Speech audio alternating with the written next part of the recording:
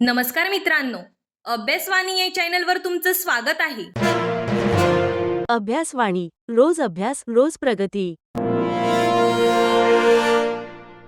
आज आपण भारतीय राज्यघटनेच्या इतिहासातील अतिशय महत्त्वाचा आणि परीक्षेच्या दृष्टीने वारंवार विचारला जाणारा टॉपिक पाहणार आहोत. टॉपिक आहे संविधान सभेची निर्मिती.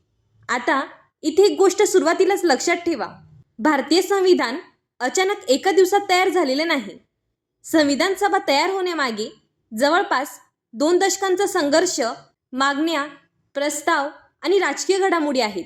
म्हणून आज आपण हा टॉपिक पाठ न करता एक टाईमलाईन म्हणून समजून घेणार आहोत.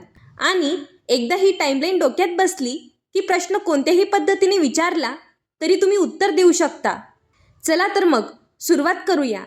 1922 सर्वात पहिलं वर्ष लक्षात ठेवा. 1922 मध्ये महात्मा गांधींनी भारतासाठी संविधानाची मागणी मांडली. पण इथे एक महत्त्वाची गोष्ट समजून घ्या. त्या काळात भारतावर ब्रिटिशांचं राज्य होतं. म्हणजे भारताचा कारभार आणि भारतासाठीचे कायदे हे भारतीय जनतेने पूर्णपणे ठरवायचे अशी परिस्थिती नव्हती. म्हणून भारतीयांच्या मनात एक विचार तयार झाला, आपल्या देशासाठीचे नियम आपणच ठरवले पाहिजेत. ही कल्पना पुढे संविधान सभेच्या मागणीमध्ये विकसित होत गेली. म्हणून टाईमलाईनच्या सुरुवातीला 1922 म्हणजे महात्मा गांधी असं लक्षात ठेवा. आता पुढचं वर्ष 1928 मध्ये आला नेहरू रिपोर्ट. हा भारतीयांनी संविधान तयार करण्याच्या दिशेने केलेला एक महत्त्वाचा प्रयत्न होता. म्हणजे 1922 मध्ये मागणी झाली आणि 1928 मध्ये भारतीयांनी संविधानाच्या स्वरूपाचा विचार करून प्रत्यक्ष प्रयत्न केला. म्हणून विद्यार्थ्यांनो, हे 2 शब्द लक्षात ठेवा.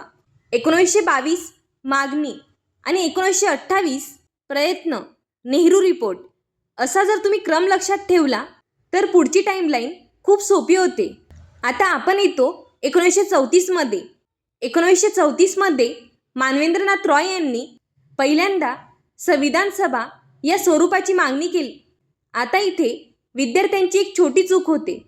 ते फक्त 1934 म्हणजे संविधान सभा एवढंच पाठ करतात. पण तुम्ही त्याचबरोबर व्यक्ती लक्षात ठेवा. 1934 मानवेंद्रनाथ रॉय म्हणजेच संविधान सभा. आता पुढची महत्त्वाची घटना येते त्याच वर्षी 5 ते 7 डिसेंबर 1934 काँग्रेसची औपचारिक मागणी. 5 ते 7 डिसेंबर 1934 या काळात भारतीय राष्ट्रीय काँग्रेसच्या बैठकीत संविधान सभेची औपचारिक मागणी करण्यात आली. म्हणजे आता संविधान सभा ही फक्त एखाद्या व्यक्तीची कल्पना राहिली नाही. काँग्रेसनेही ही मागणी अधिकृतपणे स्वीकारली. म्हणून 1934 साठी 2 गोष्टी लक्षात ठेवा. मानवेंद्रनाथ रॉय म्हणजे संविधान सभेची मागणी आणि काँग्रेस म्हणजे औपचारिक मागणी. हे 2 मुद्दे परीक्षेत वेगवेगळ्या पद्धतीने विचारले जाऊ शकतात. आता पुढे येतो 1935. 1935 मध्ये भारतीय राष्ट्रीय काँग्रेसने भारताची राज्यघटना तयार करण्यासाठी संविधान सभेची आवश्यकता मांडली. आता इथेपर्यंतचा प्रवास एकदा बघा. 1922 गांधींची मागणी, 1928 नेहरू रिपोर्ट, 1934 मानवेंद्रनाथ रॉय, 1934 काँग्रेसची औपचारिक मागणी, 1935 संविधान सभेची मागणी अधिक ठोस झाली. म्हणजे हळूहळू ही मागणी मजबूत होत चालली होती. आता पुढचं महत्त्वाचं वर्ष बघा. 1938 मध्ये जवाहरलाल नेहरूंनी काँग्रेसच्या वतीने एक महत्त्वाची भूमिका मांडली. भारताची घटना ही प्रौढ मताधिकाराच्या आधारे निवडलेल्या संविधान सभेने तयार करावी अशी भूमिका मांडण्यात आली. आता प्रौढ मताधिकार म्हणजे काय तर बघा मित्रांनो, सोप्या भाषेत सांगायचं झालं तर देशातील प्रौढ नागरिकांना मतदानाचा अधिकार मिळाला पाहिजे आणि त्या आधारावर संविधान सभा निवडली गेली पाहिजे. ही लोकशाहीच्या दृष्टीने अत्यंत महत्त्वाची कल्पना होती. आणि पुढे 1939 मध्ये काँग्रेसने हा दृष्टिकोन मान्य केला. म्हणून 1938 नेहरू प्रौढ मताधिकाराच्या आधारे संविधान सभा, हे लक्षात ठेवा. आता आपण येतो 1940 मध्ये. इथे पहिल्यांदा ब्रिटिश सरकारकडून भारतीयांच्या संविधान निर्मितीच्या मागणीला काही प्रमाणात प्रतिसाद मिळताना दिसतो. याला म्हणतात ऑगस्ट ऑफर. म्हणून टाईमलाईनमध्ये 1940 दिसलं की लगेच आठवा August offer.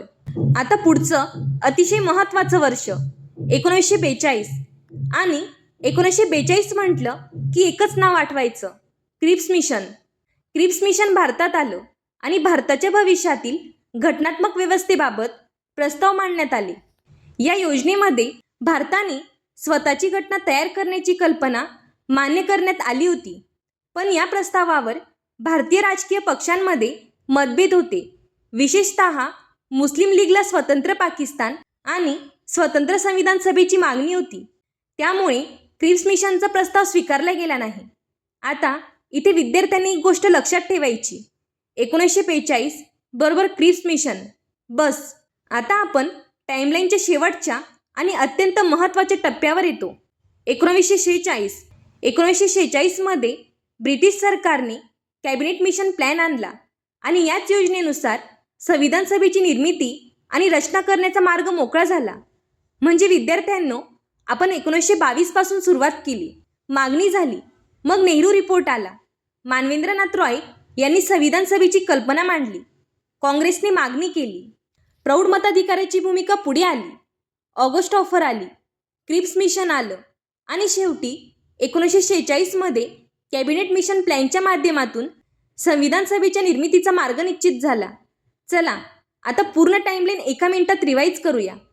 1922 Mahatma Gandhi, 1928 Nehru report, 1934 Manabendranath Roy, संविधान सभा, 5 ते 7 डिसेंबर 1934 काँग्रेसची औपचारिक मागणी, 1935 संविधान सभेची मागणी, 1938 जवाहरलाल नेहरू प्रौढ मताधिकार, 1940 ऑगस्ट ऑफर, 1942 क्रिप्स मिशन आणि शेवटी 1946 कॅबिनेट मिशन प्लॅन.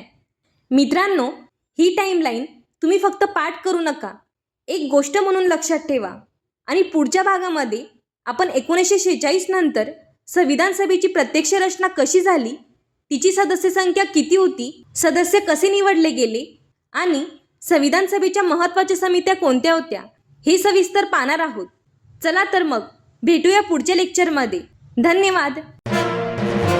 अभ्यासवाणी. रोज अभ्यास रोज प्रगती.